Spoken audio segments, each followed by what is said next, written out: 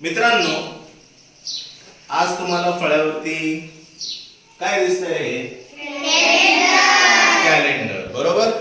तर आता कॅलेंडर का घेतलंय आपण, तो पण प्रश्न पडला असेल तुम्हाला. ठीक आहे. तर आज आपण एक नवीन टॉपिक शिकणार आहे आणि तो जो नवीन टॉपिक आहे तो आहे लसावी. ठीक आहे. लसावी म्हणजेच लघुत्तम सामायिक विभाज्य. ठीक आहे. याला इंग्लिश मध्ये काय म्हणतात? LCM.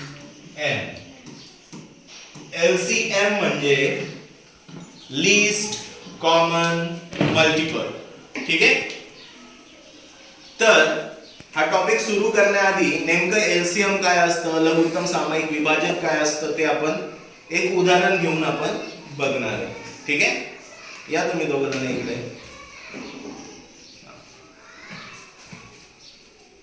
आता या आपल्या एका मित्राचा दात दुखतोय. काय दुखतोय? याचा दात. आणि हा जो आहे याचं काय दुखतंय? गुडघा दुखतोय ना. ठीक. आता याचा जर दात दुखतोय तर याला दाताच्या डॉक्टरकडे जावं लागेल. बरोबर. मग आता दाताच्या डॉक्टरला इंग्लिश मध्ये काय म्हणतात? काय म्हणतात? डेंटिस्ट. ओके. दातांच्या डॉक्टरला काय म्हणतात? डेंटिस्ट. ठीक आहे. त्याच्यानंतर याचा गुडघा दुखतोय ना, म्हणजे याला कोणत्या डॉक्टरकडे जावं लागेल? हाडांच्या डॉक्टरकडे जावं लागेल. बरोबर. तर हाडांच्या डॉक्टरकडे म्हणजेच इंग्लिश मध्ये हाडांच्या डॉक्टरला काय म्हणतात? काय म्हणतात? ऑर्थोपेडिक्स. ठीक आहे.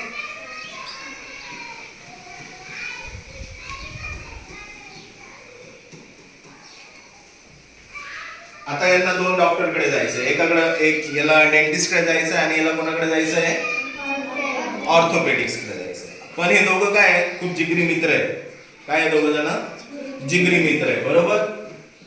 पण आता जिगरी मित्र आहे म्हणून त्यांना एकाच दिवशी दवाखान्यात जायचंय, सोबतच जायचंय. बरोबर.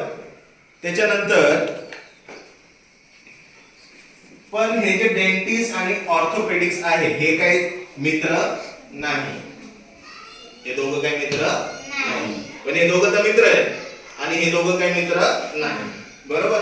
आता हे दोघं मित्र नसल्यामुळे जो डेंटिस्ट आहे, डेंटिस्ट महिन्याच्या दर 6 दिवसाने येतो. किती दिवसाने येतो डेंटिस्ट? 6 दिवसाने येतो. बरोबर. मग आता जर तो 6 दिवसाच्या अंतराने येत असेल तर कोणत्या तारखेला तो येईल बरं? सांग बरं. दवाखान्यामध्ये पहिली कोणती तारीख आहे त्याची? 6. तर पहिल्या तारीख म्हणजेच तो 6 तारखेला येईल. त्याच्यानंतर कोणत्या तारखेला येईल? दर 6 दिवसाने 12 तारखेला येईल. त्याच्यानंतर पुढची कोणती तारीख आहे? 18. त्यानंतर 24. त्याच्यानंतर 30. 30 नंतर अरे 36 तारीख असते का महिन्यामध्ये? नसते ना. ठीक आहे. म्हणजे आता इथे 36 चा पाडा, 36 पर्यंत काही तारीख नाही आपल्याकडे म्हणून 36 पर्यंत आपण काही जाणार नाही. आपल्याकडे 30 पर्यंतच तारीख आहे. बरोबर. ठीक. आता जो आपला दातांचा डॉक्टर आहे हा दर 6 दिवसांनी येतो. बरोबर.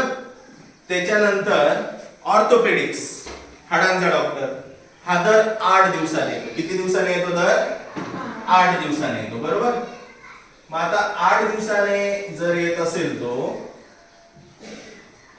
8 दिवसांनी जर येत असेल तर कोणत्या तारखेला येतो? पहिली तारीख कोणती आहे? 8. महिन्याच्या तो 8 तारखेला येईल. बरोबर. 8 नंतर कोणत्या तारखेला येईल? नंतर 16 तारखेला येईल. ठीक आहे. 16 नंतर कोणत्या तारखेला येईल? 24 तारखेला येईल. ठीक आहे. 24 नंतर कोणत्या तारखेला येईल? 32 तारीख आहे का याच्यामध्ये? 31 पर्यंतच महिना असतो ना, म्हणजे 32 चा काही संबंध नाही. कळलं? आता मला सांगा कोणत्या तारखेला हे दोघं जण सोबत जाऊ शकतात दवाखान्यामध्ये? बरोबर. 24 तारखेला हे दोघं जण दवाखान्यामध्ये सोबत जाऊ शकतात. म्हणजे त्याचा अर्थ काय? डेंटिस्ट हा दर 6 दिवसांनी येत होता ऑर्थोपेडिक्स हा 8 दिवसाने येत होता आणि यांना जर सोबत जायचं असेल दवाखान्यामध्ये दोघांना तर त्यांना महिन्याच्या कोणत्या तारखेला सोबत जावं लागेल 24. तर 24च आपला लसावी आहे. कळालं? 24 ही अशी संख्या आहे जी 6च्या पाड्यात येते, 8च्या पण पाड्यात येते आणि सर्वात लहान म्हणजे लघुत्तम आहे. कळालं? सामायिक म्हणजे काय? या दोघांना सोबत जायचं आहे ना दवाखान्यात, म्हणजे दोघांना सामायिकरित्या दवाखान्यात जायचं आहे. म्हणजे 24 काय झाला आपला सामायिक. कळालं? विभाज्य म्हणजे काय? 6ने 24 ला भाग जाणार आहे, 8ने पण 24 ला भाग जाणार आहे. बरोबर? लघुत्तम, लघुत्तम म्हणजे काय? सर्वात लहान संख्या. 24 ही सर्वात लहान संख्या आहे ज्या 24 ला 6ने आणि 8ने दोघांनी भाग जाईल. कळालं?